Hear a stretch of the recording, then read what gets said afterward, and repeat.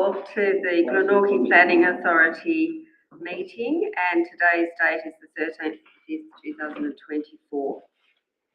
So I would like to acknowledge the Palawa community, the Tasmanian Aboriginal community, as the original owners and continuing custodians of this island, Lutruwita, Tasmania. And I pay my respects to the elders past, present and emerging.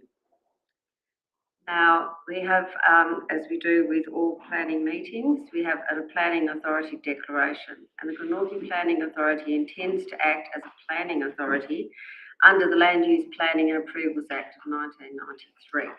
The Planning Authority has full power to make planning decisions on behalf of the Council. Now we're going to move on to apologies. We have an apology from Alderman Jan Dunsby, but she is with us this afternoon on Teams, and thank you for attending as an observer, Jan. Trying to recognise her, thank you. I guess. We'd like to acknowledge the aldermen that we have present with us, which is Alderman Josh Cockshut, Alderman Russell Yaxley, and Alderman Stephen King, and I am the Acting Mayor, Sue Hickey. We have one item on tonight. Are there any pecuniary interests? No. None declared. And we have an interesting situation with confirmation of the minutes. So I'll ask for someone first to move the minutes of the 18th of March. Thank you, Alderman Cockshut. A seconder, please. March, I'll second you for March. Thank you. So having been moved and seconded, is there any discussion? No discussion. No.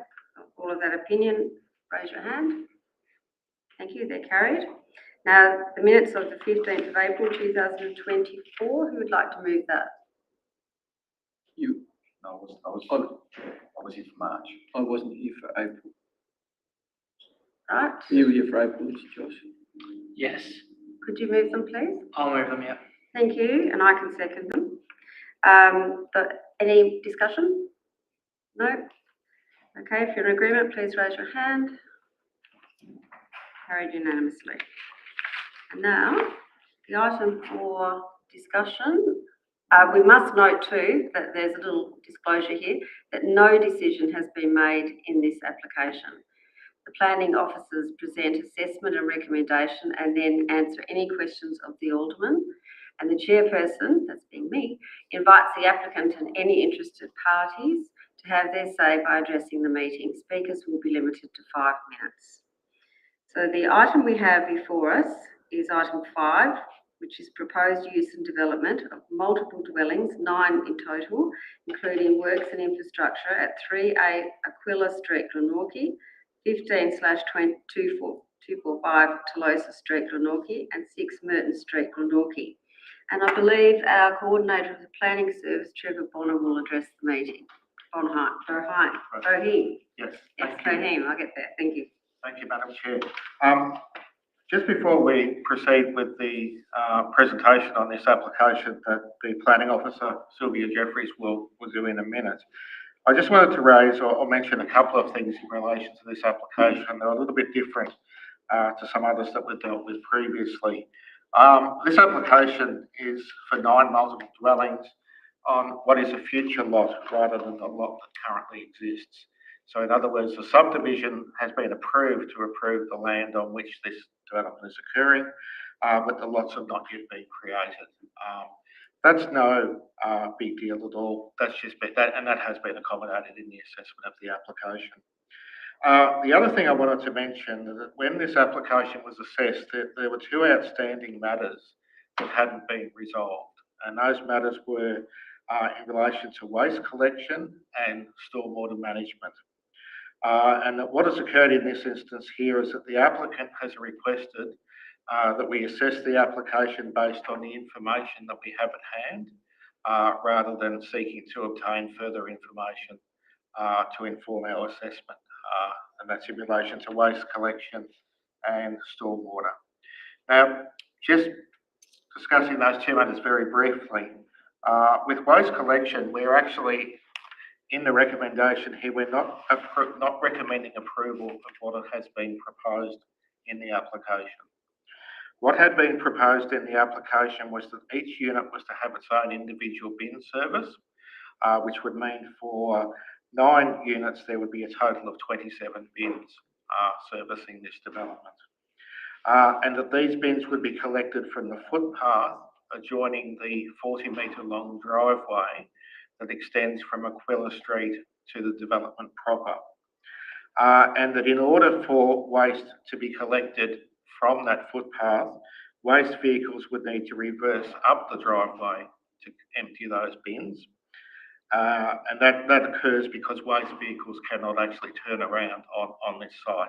The design of the unit development does not provide for our standard waste collection vehicles to enter and turn around and exit in a forward direction. If we had accepted that and undertaken the assessment of the application with that being proposed, the recommendation of the planning officer would have been that the application be refused on the basis that that is not a safe way of actually ensuring access to pedestrians to the property. There are requirements under the planning scheme, in particular performance criteria, to talk about the safety of pedestrians accessing the property. If waste bins were to be located along that footpath, along that driveway leading from the street to the development proper, that footpath would effectively be blocked on the days when waste was being collected. And combined with the fact that large vehicles have to reverse along the driveway, the engineers formed the view that that would be unsafe for that to occur, because pedestrians and other users of the footpath would have to walk along the driveway and not utilise the footpath. However, Council's waste services, who were consulted during the assessment of this application, specified that the service that would be provided to this development would not be individual bins, but would be a shared bin service, with collection of those bins taking place from the curbside in Aquila Street, which is the street that the property gains access from. So what we have done in assessing this application is assessed it based on what waste services will provide, rather than on what the applicant has proposed in the application. Simply putting forward a recommendation of refusal because of safety of that pedestrian access, when waste services have made a decision not to provide that type of service at all, would really be, it wouldn't be a sensible application. It wouldn't be a sensible way to move forward, I guess, with this application here. So the application has been assessed on the basis of the shared bin service that will be provided and collection of those bins being emptied from the curbside in Aquila Street. The development actually proposed an internal bin collection area. With shared bin services, you're required to have a communal bin storage area. So the application has been assessed on the basis that that bin collection area is the communal bin storage area. And also, to make it absolutely clear, we've included a condition in the recommendation to prevent large vehicles regularly reversing up that driveway, and in particular, same-place collection vehicles.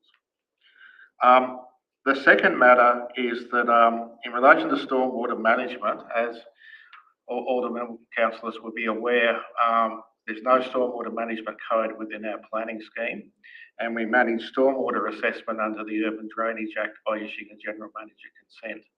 And the way we process our development applications is to endeavour to deal with those two issues concurrently, so we can undertake an assessment of stormwater in parallel with the assessment of the planning application, and at the end of the process, issue a planning permit and a general manager consent. In this instance here, insufficient information was provided to council to enable a general manager consent to be issued under the Urban Drainage Act. So the recommendation here to approve the planning permit will not result in the issuance of a general manager consent for stormwater.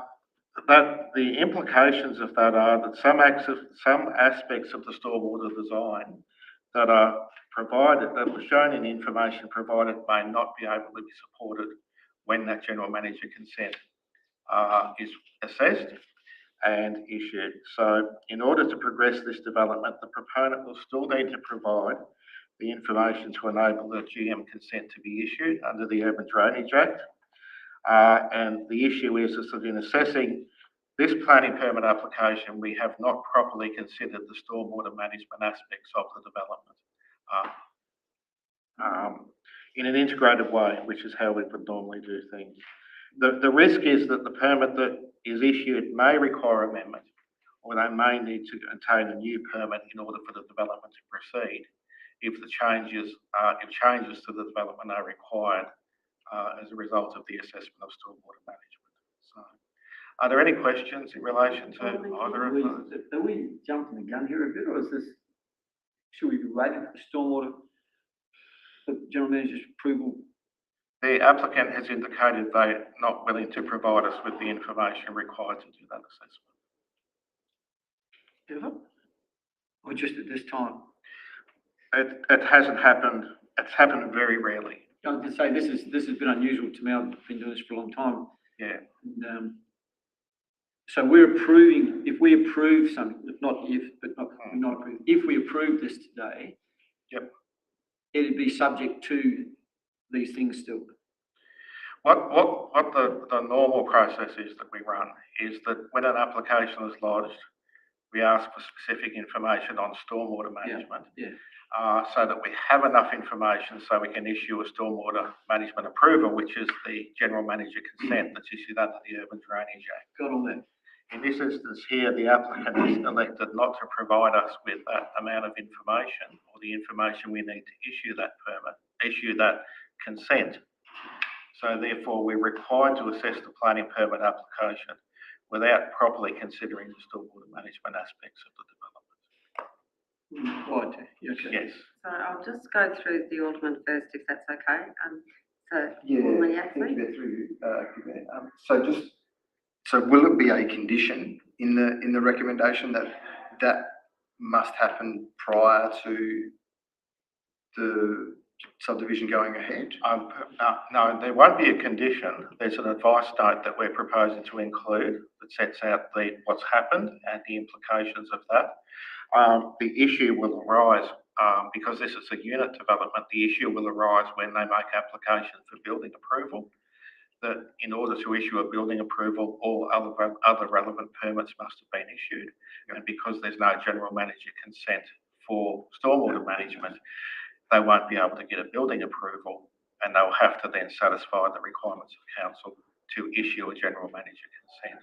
So essentially what this is doing by not providing this, it's deferring that consideration to later at the risk that if changes need to be made to the development design to accommodate stormwater management, there may be need to or modify what is before council today.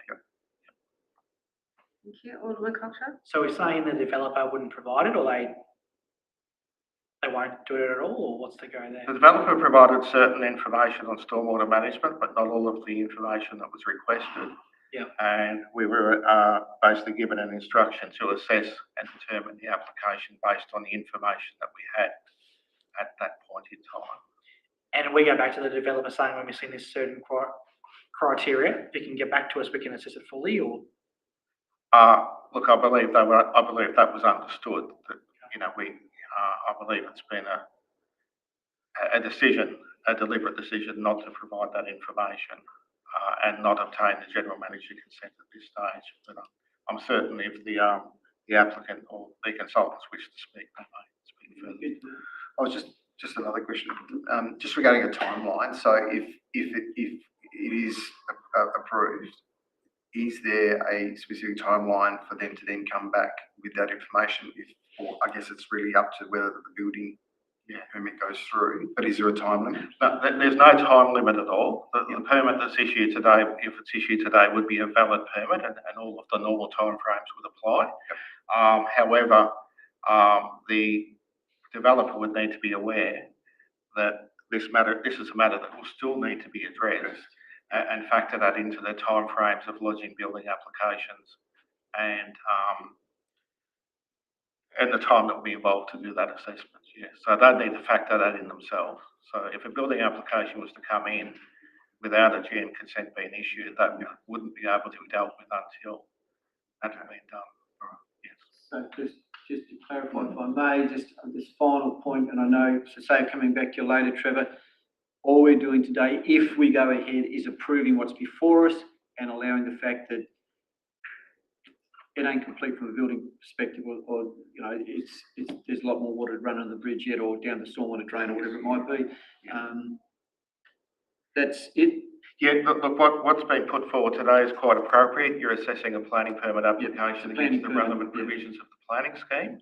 However, we haven't been able to assess stormwater management in an integrated way with that assessment, and that will need to be dealt with later.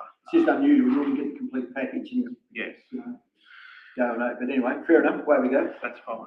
So we satisfied the Alderman? Trevor, is it okay for the planners to ask you questions or make any statements, or will we wait till the recommendation? I think we wait till the representation. Okay, so we'll just be patient. We'll go to Sylvia. Thank you. So we have Sylvia Jeffries, Planning Officer. The first slide. So this shows the site. On the left-hand side, you can see the site is being surrounded by residential development mainly. It's not far away from where Tolosa Dam is, on the other side of Tolosa Street. Aquila Street runs off Merton Street, which comes off Tolosa Street. So on the right-hand side, you see more close-up of the subject site. You see it's quite an irregular shape, but you can also see in pink the outline of what the subdivision will be, the future subdivision. So it's in its final stages now, I believe, and the works have been done, and there will be lodging an application for titles to be issued. But the actual where the units go is in the middle, pretty much where the marker is. You will see when we have a look on the site plan. There's the actual address is 3A Aquila Street, although there's two other addresses involved in this application. So that's Unit 15, 245 Tolosa Street and 6 Merton Street. Just because of services, those addresses are included. The zoning is general residential zone, and so is most of the surrounding area as well. Next slide, please. So this is the proposed development. So there's 9 units. There's 3 in the middle, they're single-story ones, and on the 2 lines on the outside, those units are double-story. So you can see the access comes off Aquila Street, and you can see the internal arrangement of the access and parking layout in grey. The next slide, please. So this gives you some idea of what the future units will look like. The top slide will show you how the units that are facing the dwellings in Tolosa Street, what the rear of those units will look like. And let's have the next slide, please. So this just shows the floor plans of the double-story ones. It's just as an example, so you have some idea of what the units will look like. So the double-story ones will have the living areas upstairs, and all of them will have a deck as well. And they usually have one of the walls that is in 2 sections. So one of the sections is sort of further back and one is sort of closer to the boundary.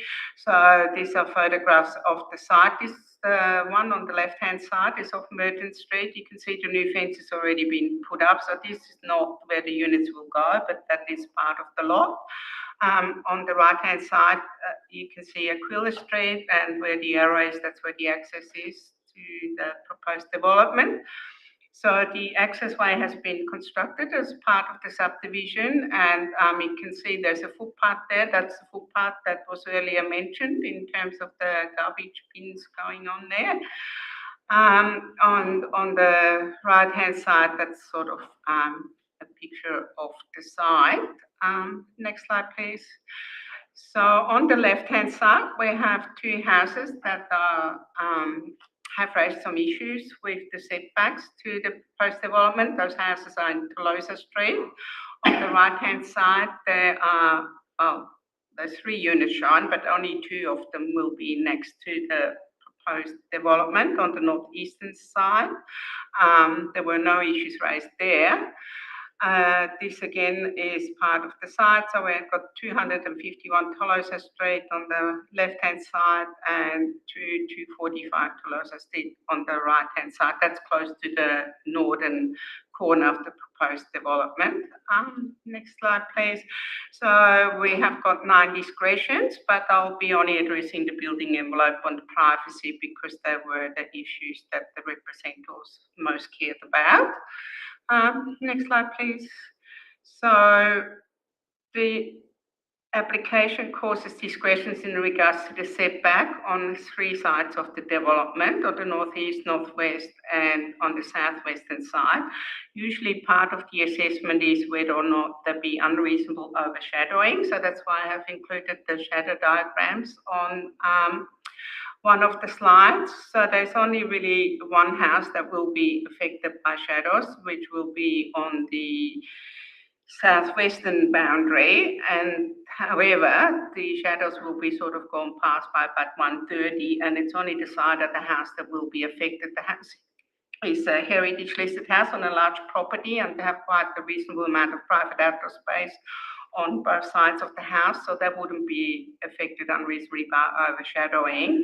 And so it was considered that it was not unreasonable, the overshadowing for that house. All the other houses in Tolosa Street, they wouldn't be suffering any overshadowing from the proposed development. Probably the closest to a boundary that one of the dwelling units is, that's unit number 5, that's opposite 249 Tolosa Street. That's only 1.2 metres away from the boundary. However, that's only a single-storey dwelling. In terms of overshadowing, it wouldn't really cause any overshadowing, as we've seen before, because of its location. And also, the other thing that we normally consider is visual impact. However, considering this is a single-storey dwelling, it was considered that there wouldn't be unreasonable impact in terms of its height and visual bulk. In terms, I may as well talk about privacy as well while we've got that slide up, because you can notice all the windows at the back, there will be opaque windows, so there won't be any overlooking in terms of that. The other dwellings, which are also along the same boundary where the houses are in Tolosa Street, they all comply with the setback in terms of where the windows are, and the decks, they have at least 4 metres away from the boundary, which actually complies. So anything in terms of privacy would actually comply in regards to overlooking of those properties, which was raised as an issue. However, next slide, please. So again, this is the access, and the coordinators already talked about the garbage bin, so I won't go through all of that again. Next slide, please. So it's just the representations. They raised about 12 issues, and like I said previously, the building height, and I guess actually the retaining walls come into that as well. There are retaining walls on that boundary as well, or there's actually retaining walls on 3 boundaries, but there were only representations raised in terms of Tolosa Street houses. And we did have a look at that, and again, the retaining walls are not causing any overshadowing, and they weren't considered to be causing unreasonable bulk because they're about 1.6 metres in height. If there is a condition recommended that if they're putting a fence on top of the retaining walls, that could only be 2.1 metres above existing ground level. So that's not at the bottom of the retaining wall, that's where the existing ground level is. So that fence could go to that height. So that's just to ensure that it's not unreasonable for the neighbours to look at a great big wall, I guess, at the back. Building height, they comply in terms of the, all buildings are with lower than 8.5 metres, which is the maximum building height, building envelope I just spoke about, and the loss of privacy as well. All the other issues, they are not major issues. Some of them, there's work conditions recommended as well, like for soil and water management to help with that. Some, I might just quickly mention the boundary realignment that some people were concerned about. That is part of the current surveying that's happening in terms of the subdivision, and it's not really part of this application at all. So I think that's it. So the application is recommended for approval with the conditions that are before you. Thank you. Thank you. So we have the recommendation. Are there any questions or discussion from the Alderman? Do we need to hear from the? Yes, would the developers like to come up to the table and speak? Are there any representatives? Are there any representatives? No? No? No? Great. Hi there, my name's Matt Clark, I'm from MC Planners. You're from where, sir? MC Planners, Right. so we're the applicant and we're the planning consultants for the proposal. So I guess I'd like to start by thanking the officers for their report. We certainly endorse their recommendation. It is a tricky site, being an internal site. They're always a little bit tricky with boundary fences and walls and so forth. And as Trevor mentioned earlier, this is a slightly unusual in that the site is within a subdivision that's been under construction for the time that the application has been assessed. So that has a few tricks in it as well. So I'll just address the two main sort of issues which I think probably are of concern to you, and they are garbage and the stormwater. So I'll address the garbage first. So we certainly there's been quite a lot of discussion around garbage collection on this site. I know it's a bit of a back of house issue, but it is often is one of importance in terms of getting vehicles in and out of the site. So we've explored the issue that we've got is that the site itself has got a narrow entryway. You saw the photo there before. So it is, and it's quite a small site. So to get a big garbage truck in there and turning around and coming back out is actually quite difficult without taking out a lot of the units in the process. So we did have a garbage collection area as proposed, and the idea was that the individual units would have their own bins and wheel those out for collection. There has been discussion with council officers around that issue, and we understand that they've had to sort of condition a solution. We have also explored a private contractor solution. So what we would like is if the conditions could be adjusted so that there is some flexibility of not providing just one solution, as long as council's waste manager is happy with the solution. Then if there could be flexibility put into those conditions, that council's waste manager can approve an alternative condition. If, for example, we are exploring with Veolia using a smaller truck which can come in and pick up individual bins and take them out. If that proves to be a viable alternative, we would like to be able to have that approved without coming back for a minor amendment. So that's issue one. Issue two on Can I stormwater. just ask a question before we go any further? Sure. Who would pay for that? You were saying that body corporate would pay for it, or? Yeah, the body corporate would pay for it. Okay, yes. Thank you. Sorry to butt in, but just No. to clarify that question. Sorry, actually. Thank you. So the truck trips, we're talking about a smaller truck. Smaller trucks, yeah. And I guess all those details will be passed through if that was an option. That's right. Okay, thank you. Second one's stormwater. This one's probably a little bit of an easier issue, really. Obviously, a lot of the stormwater infrastructure has been put in as part of the subdivision process. So there's certainly connections and all those sort of things for stormwater. We have provided quite detailed plans that include detention on the site and stormwater quality coming out of the site. So, and those retaining walls that we were talking to earlier is really a factor of the fact that the site slopes into the back of the site. So we've had to kind of elevate that a little bit to make the stormwater run the other way out to Aquila Street. So we have provided detailed plans and modelling. So it's not as though we've just said, no, we're not dealing with stormwater. There's been a huge amount of information provided and meetings with the officers and so forth as part of that. I guess it's a bit of a demarcation dispute in terms of where we agree or disagree with officers on this. We don't need, I don't know, our position is, and certainly the position of a lot of other councils in the southern region and Tasmania generally, is that you don't need a general manager's consent under the Urban Drainage Act. In fact, it's not even applicable. It's an application under the Land Use Planning and Approvals Act, so it's really just not relevant. We will have to go through a detailed design process, which is normally the case with these things, to ensure that the council's engineers are happy with our detailed design. As I've said, it's kind of a little bit easier in this case because we've got a lot of stormwater infrastructure work has actually just been approved and constructed on site. So we're very comfortable. The details between where what we've provided and what we need to do is actually pretty minor. Question on that. Thank you, Chair, if we may. Trevor, your response to that, I mean, based on that, don't need or we do need the general meeting? I mean, are we just being picky or are we open for business or what are we? Council made a decision when the new planning scheme commenced, Yeah. that because there is no stormwater management code in the planning scheme, and that the vast majority of developers see the benefit in having an integrated assessment of planning matters and stormwater matters, that we would set up a process whereby you would get both of those approved at the same time and the assessment could proceed in an integrated manner.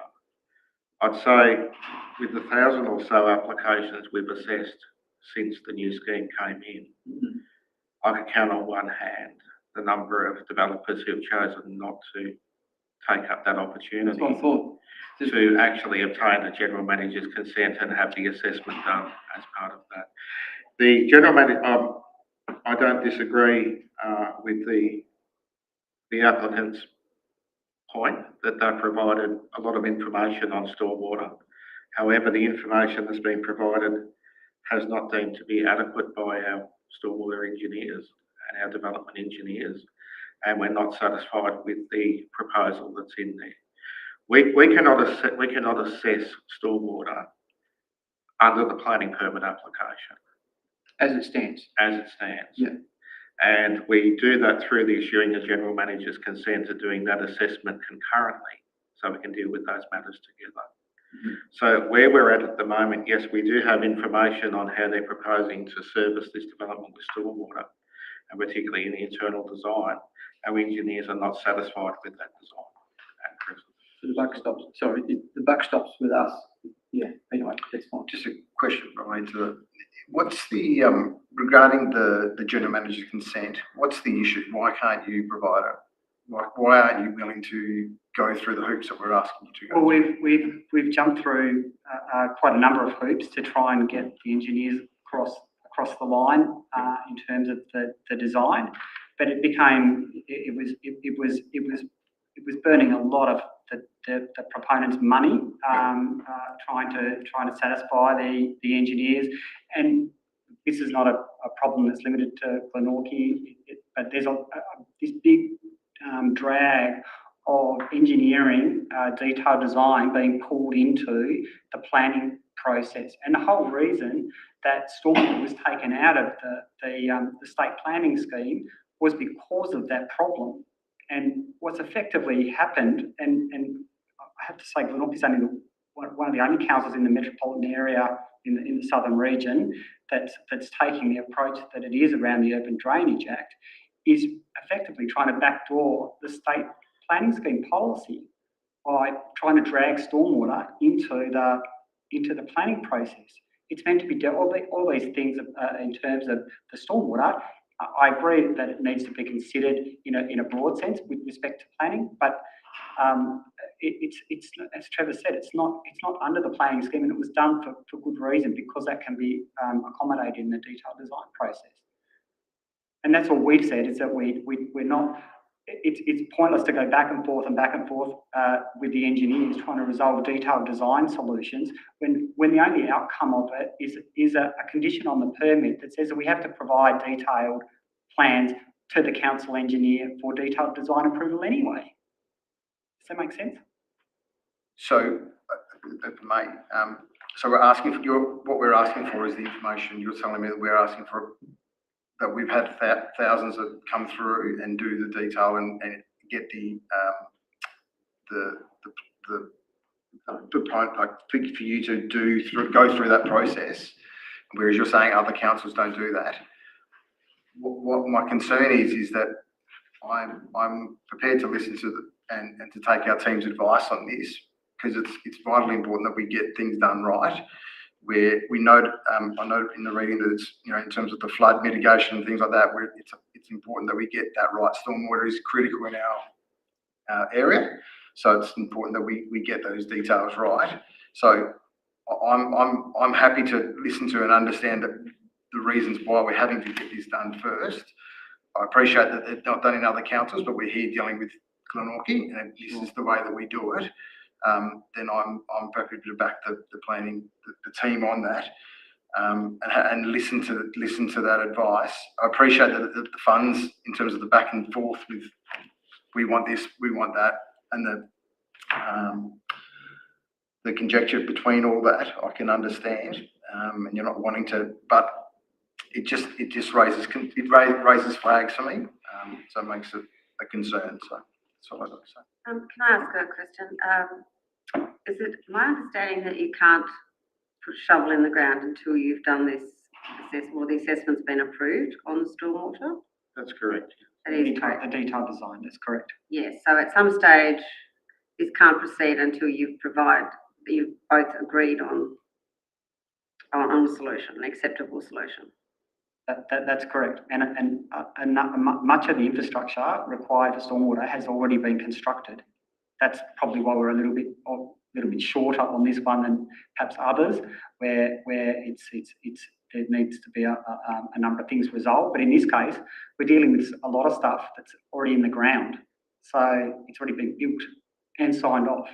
So in terms of the impact on the stormwater system, yes, there's some detention requirements and some water quality requirements that need to be met on site, and some local groundwater, like draining your car parks to the stormwater system and so forth. They're all pretty minor things. The major stormwater infrastructure, stormwater, like overland flow paths, all those sort of things, were dealt with and approved and constructed as part of the subdivision. So this is why we've been a little bit frustrated on this application. It's dragged it out for months and months and months. And there comes a point where you're spending so much money on engineering solutions trying to get it across the line. And we don't even know whether we've got a permit yet. Okay, so we are trying to be open for business, and we definitely want multiple dwellings, and we recognise there's a housing crisis.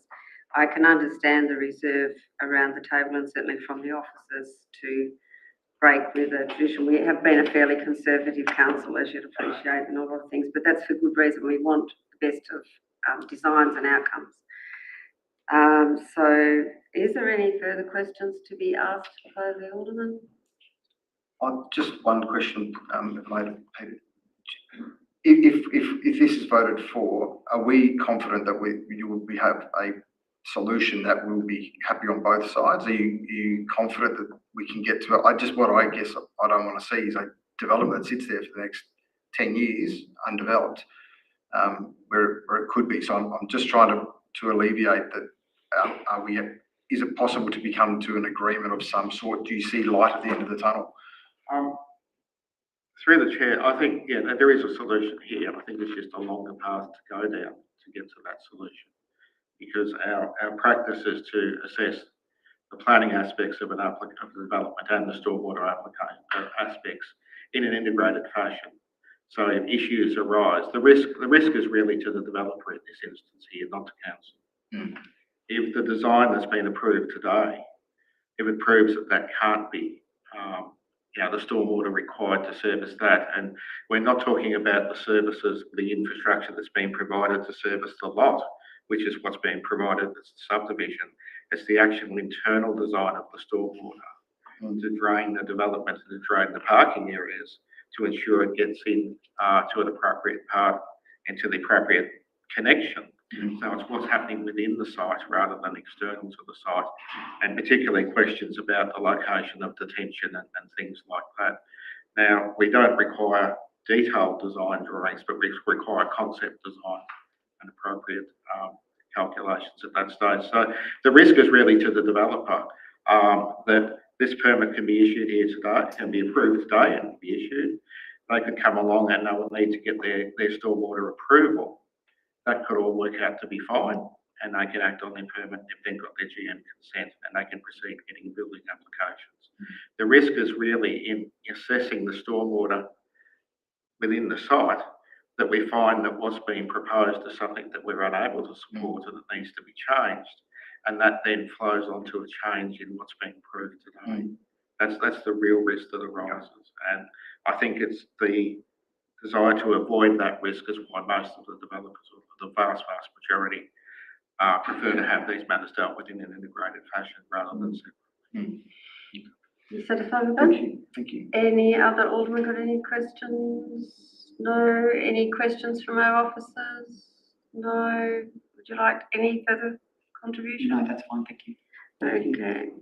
So it's my understanding that this plan has been recommended for approval with conditions that are all notified there. Any discussion? You would like to move it? Yes, thank you. Who'd second it? Thank you, Alderman Cockshut. And any further discussion? Yeah, just regarding, just a note, obviously the proposal had a number of areas where it didn't meet the acceptable standard, and it had to rely on the discretion of the performance criteria, which I'm satisfied with that report. The representations received were certainly all valid and certainly considered and listened to. But with reading the assessment, I'm satisfied with the answers that have come from the planning team. Around the stormwater, I would like to see, I appreciate that you don't want to be burning money, and I completely understand that the back and forth, but I guess it's on to the proponent to satisfy the council still. So I'm happy to proceed and see the proposal proceed. Yes, Alderman Cockshut. Thank you, Acting Mayor. Look, I just firstly would like to say thank you to our officers for a very detailed report. Obviously, a lot of time and effort's gone into it, and I do think it's been a good discussion today, both around the table with officers and also the proponent. I think with the report, there is subject to conditions. So what we're approving today is going to go back to that storm water component, which has to be approved or declined based on the evidence the officers received. So I'm quite happy to approve today, and then it goes down the next steps and going through the provisions by the Act. So that's where I'm at. Alderman King. Thank you, Chair. Look, I'm finding this a very unusual one, and I accept the advice we've been given from our planning staff. I hope this can be worked out quickly and effectively and efficiently. I hope there is a solution with a smaller truck if that works. If our planning people think that works with a better way for waste management, that's wonderful.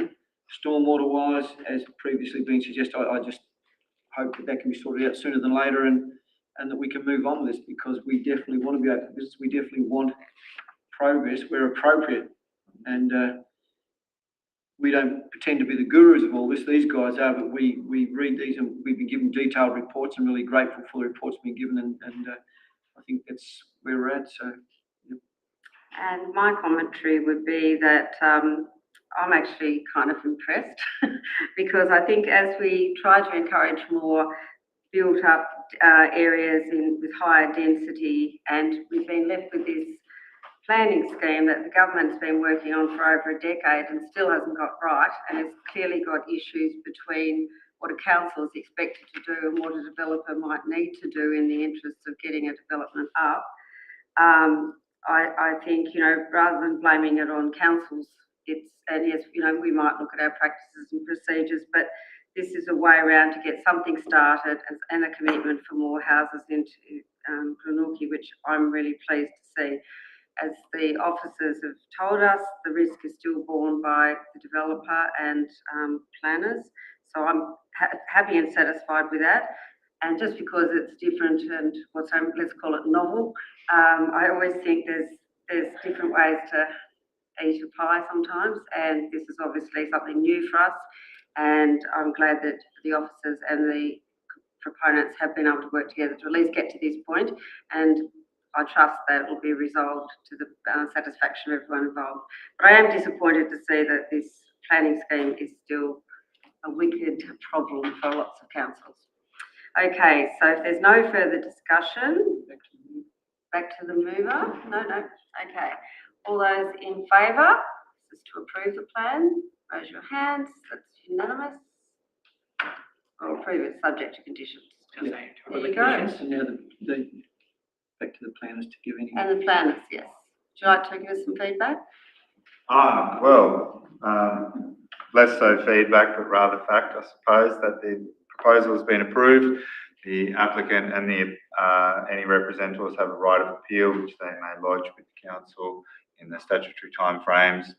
And they may not proceed until that right of appeal has expired owing to the representatives. Yes, and best of luck. Thank you. So with that, I'm going to close the meeting. Thank our officers very much. Thank everyone. Oh, I just sorry. figured something out as well. When we were approving the minutes, I was here for April, but not for March. That's what we were trying to say before. Yeah, sorry, that's why you gave me the eyes, because I was happy to approve April, but not for March. Yeah, we were here for March. and you were Yeah, here for- that's sorry. So do we have to reopen the meeting for that, or can it be just That amended? can be adjusted. Just Just here. Thank you. The meeting is now closed, and I thank everyone for your attendance. Very interesting.